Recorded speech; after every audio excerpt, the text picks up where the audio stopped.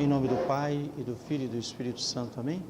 Ave Maria, cheia de graça, o Senhor é convosco. Bendito sois vós entre as mulheres, e bendito é o fruto do vosso ventre, Jesus.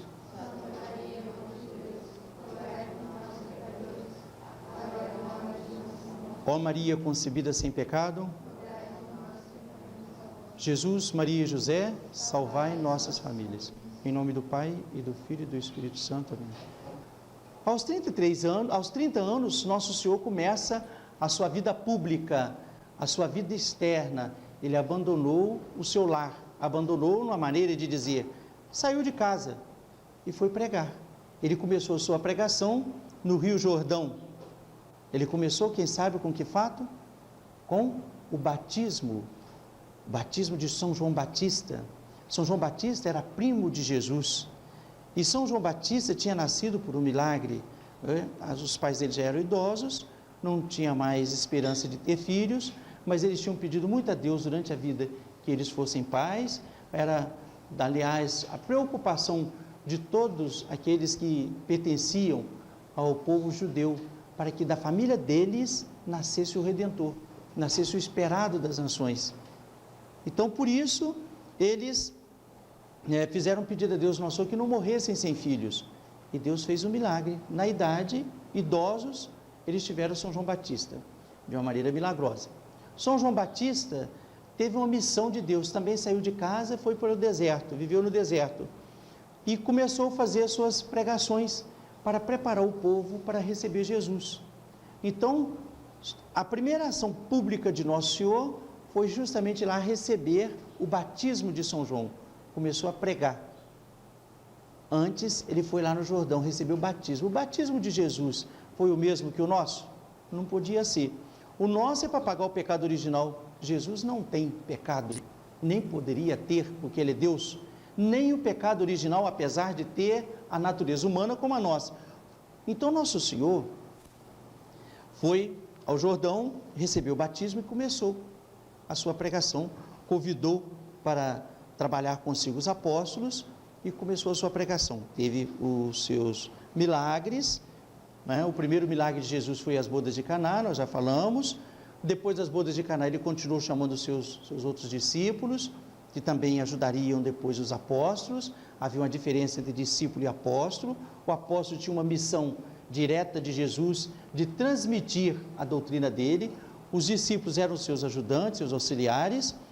E Nosso Senhor um dia dá a São Pedro a missão de continuar a Igreja Católica, porque Jesus, ele veio e ensinou a doutrina. Mas Jesus não ia ficar sempre visivelmente ensinando. Jesus ia voltar para o Pai. Então, Nosso Senhor quis estabelecer aqui no mundo o seu reino, a sua igreja. Para quê? Para depois encaminhar os homens para o céu também, aonde ele está. Onde ele está, ele quer que todos nós estejamos também um dia. Pensem sempre nisso. Eu quero ir para o céu. Sempre se lembrem disso. Se eu não for para o céu, eu serei condenado para sempre. Se eu for condenado, eu nunca vou ver a Deus, nunca vou falar com o Nosso Senhor. E eu fui criado para isso. E por isso mesmo eu não vou ser feliz na eternidade. Então, qual é o meio que eu vou usar para poder chegar no céu? É justamente o meio, o caminho que Jesus Cristo deixou. Qual foi esse caminho que ele deixou? Deixou a Igreja Católica. Nosso Senhor que fundou. Jesus Cristo fundou durante a sua vida pública a Igreja Católica. Como que nós sabemos disso? Está lá na Sagrada Escritura. Eu vou ler aqui para vocês. São Mateus, no capítulo 16. Primeiro, ele teve como que uma conversa com São Pedro e depois estabeleceu que São Pedro seria o seu chefe.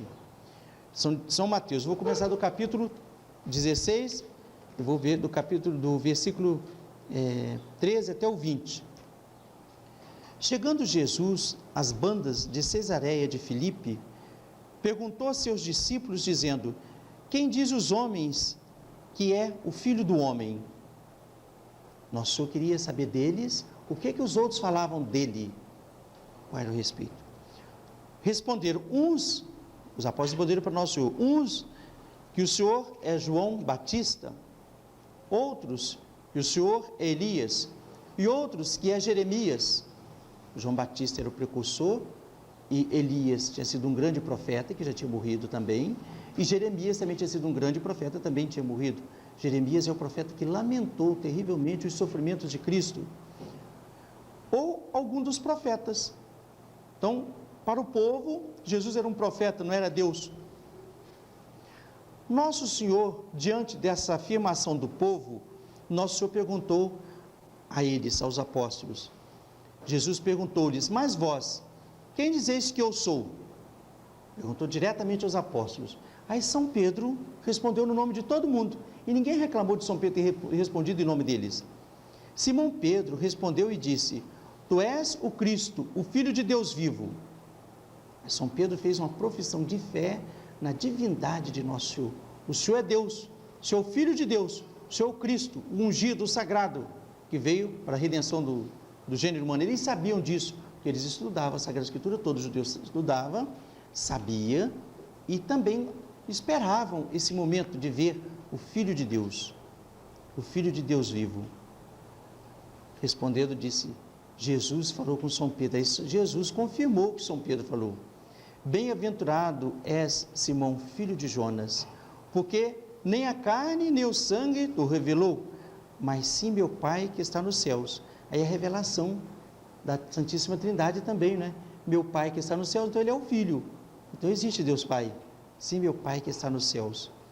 E eu te digo, tu és Pedro, e sobre esta pedra edificarei a minha igreja, e as portas do inferno não prevalecerão contra ela. Bom, está na Bíblia, na Sagrada Escritura. São Mateus, pode ler? É isso? 16, 13 para frente.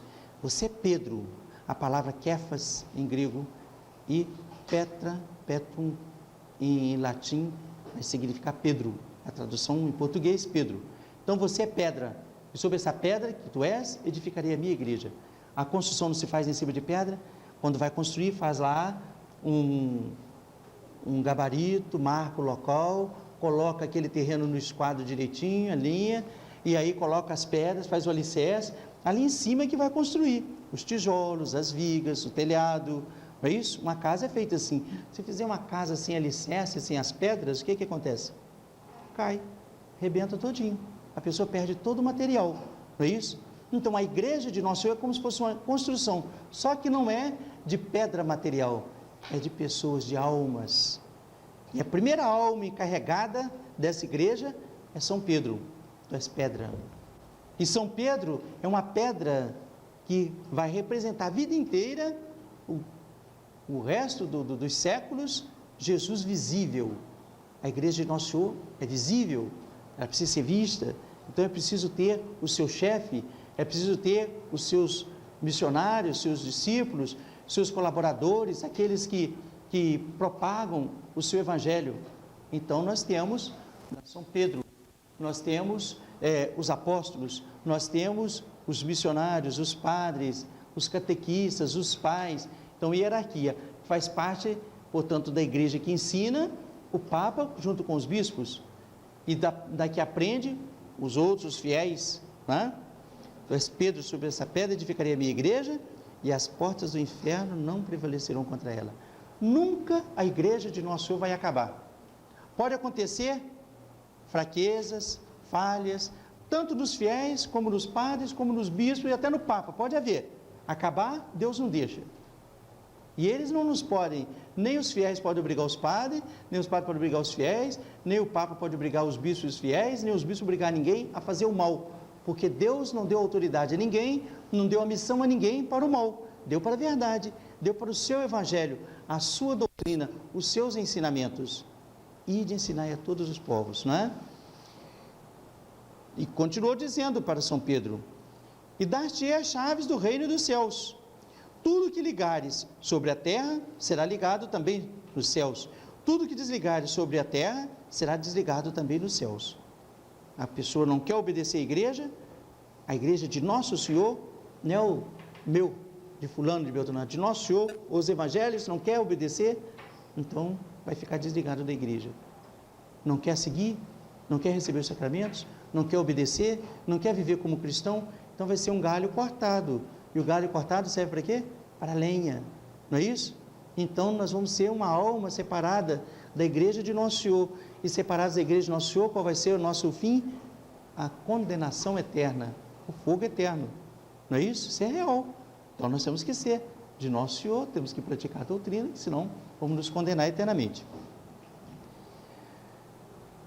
E ordenou aos discípulos que a ninguém dissesse o que ele era, que ele era o Cristo, porque ele estava ensinando, estava propagando, ele ia mostrar por enquanto, e depois ele ia dar para eles a missão, ia mandar que cada um fosse, e que eles fossem e ensinassem, portanto, a todos os povos e que batizassem a todos os povos. Então nós temos a Igreja Católica, que é um dos artigos do Credo. Credo é uma oração que resume tudo aquilo que os apóstolos ensinaram, tudo aquilo que os apóstolos pregaram. Nós não vamos ver isso aqui, as nossas aulas agora, vai ser esse programa aqui, na hora que terminar nós vamos passar para outro ponto. O Credo, os apóstolos reuniram, viram, depois da morte, da ascensão de Jesus, o que eles iam pregar. São Pedro distribuiu, indicou cada lugar para os apóstolos irem pregar, e cada qual ia pregar sobre um tema da doutrina. Depois, aqueles temas formou uma oração. Creio em Deus Pai Todo-Poderoso, Criador do céu e da terra. É uma oração que nós devemos saber, todos os dias, acreditar. O 9º artigo dessa oração é esse. Creio na Igreja Católica. A Igreja Católica tem o quê? Tem o seu fundador, que é nosso Senhor Jesus Cristo. Jesus Cristo teve sua vida particular, vida oculta, e teve sua vida pública. 3 anos de vida pública ensinando a sua doutrina. Nosso Senhor confirmou a sua doutrina, a sua pregação, com a descida do Espírito Santo.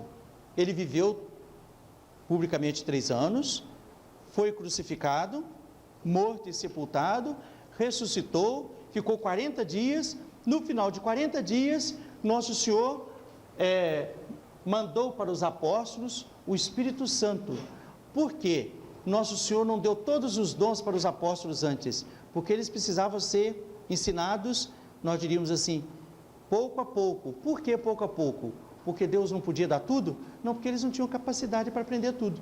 Se eu fosse ensinar para vocês aqui, primeiro catecismo, segundo, terceiro, a Sagrada Escritura, tudo de uma vez, vocês não teriam facilidade para guardar tudo. Então tem que ser, pegar uma parte, pega a segunda, outra. Vocês vieram para o colégio, primeira série, segunda série, por que não dá tudo? Porque não são capazes. Não é porque o professor não saiba, porque vocês não teriam limite para poder aprender.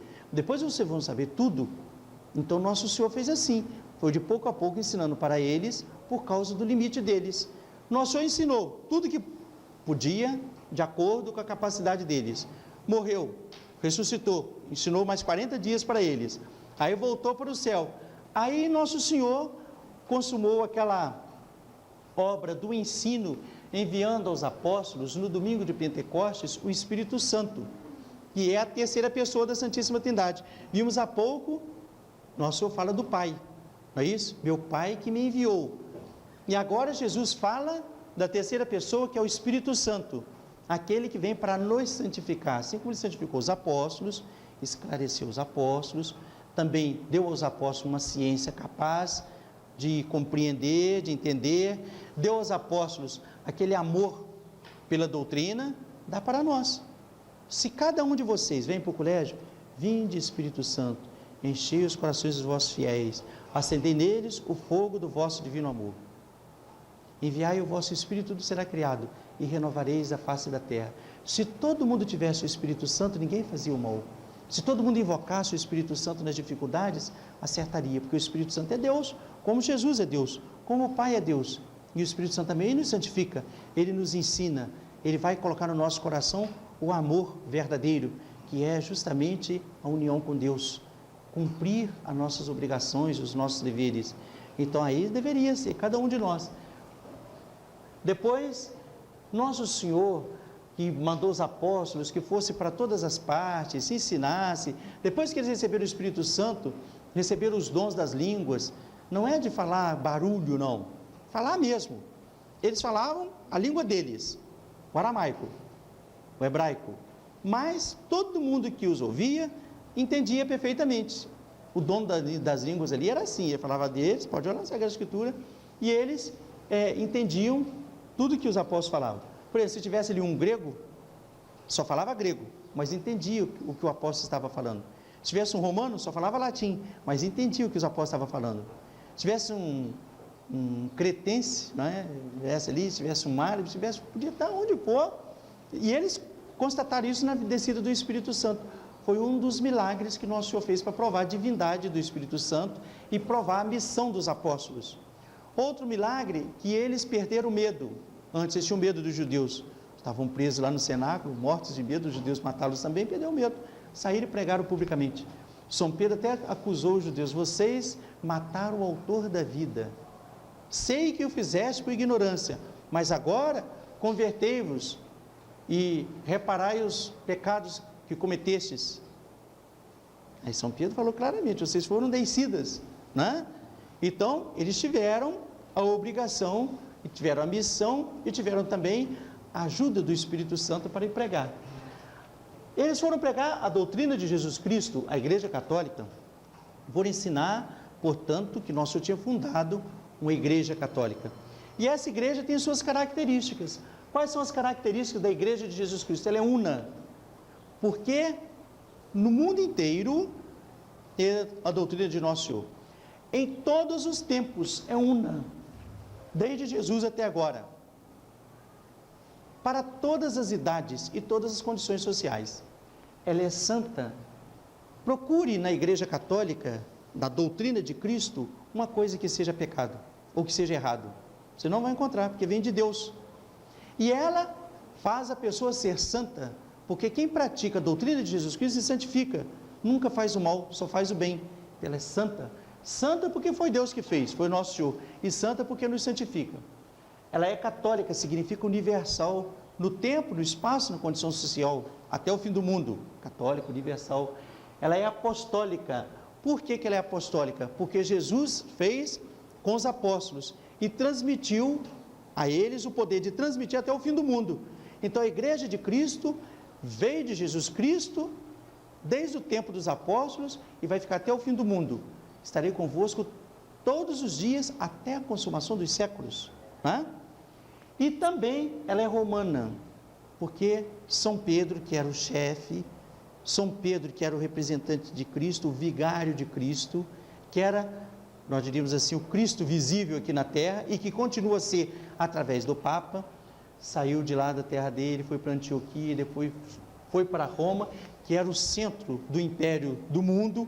Hoje você tem os Estados Unidos, atualmente, naquele tempo você tinha Roma, o império romano que mandava, governava o mundo. Então era o centro. São Pedro foi estabeleceu ali a sua moradia principal, ficou em Roma e morreu em Roma. Então nós temos a Igreja de Cristo, a Igreja única, verdadeira, ela é una, santa, católica, apostólica, romana, tá certo? Na outra aula nós vamos continuar a estudar esse quadro, a expor sobre Jesus Cristo, e também, depois que terminarmos isso aí nós continuaríamos o programa do livrinho que nós temos. Todo mundo aprendeu? Quais são as características da Igreja Católica? A Igreja de Cristo, una, santa, católica, apostólica, romana. Com quantos anos Jesus começou a sua pregação? 30 anos. Quantos anos Jesus pregou publicamente? 3 anos. Como que chama o período que Jesus pregou durante 3 anos? Vida pública. Vida pública. E o outro tempo que ele viveu antes disso, como que chamava? Vida oculta. Durante a vida oculta, Jesus viveu aonde? Em Nazaré. Viveu com quem? Com seus pais. Quem eram os pais de Jesus? Maria Santíssima, sempre Virgem Maria, e São José. São José era pai de Jesus, como a Virgem Maria era mãe de Jesus? Não. São José é um pai adotivo, um pai protetor, não é? Tanto da Virgem Maria, quanto de Nosso Senhor. Pai nutrício, porque ele sustentou aquele que fez o mundo, que criou o mundo e que dá alimento para nós todos os dias. Mas ele quis ter esse pai nutrício. E, durante esse tempo de vida, Jesus fez o que? Durante a sua vida, trabalhou com São José. Na oficina, São José era carpinteiro, na Sagrada Escritura fala, era filho do carpinteiro e vivia com Jesus. Então aí está a nossa aula de hoje.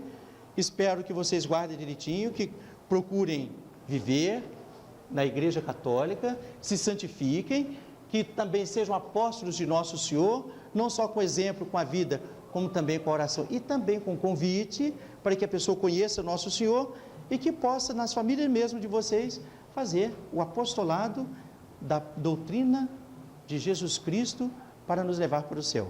Então nós vamos voltar no próximo domingo, se Deus quiser, no mesmo horário.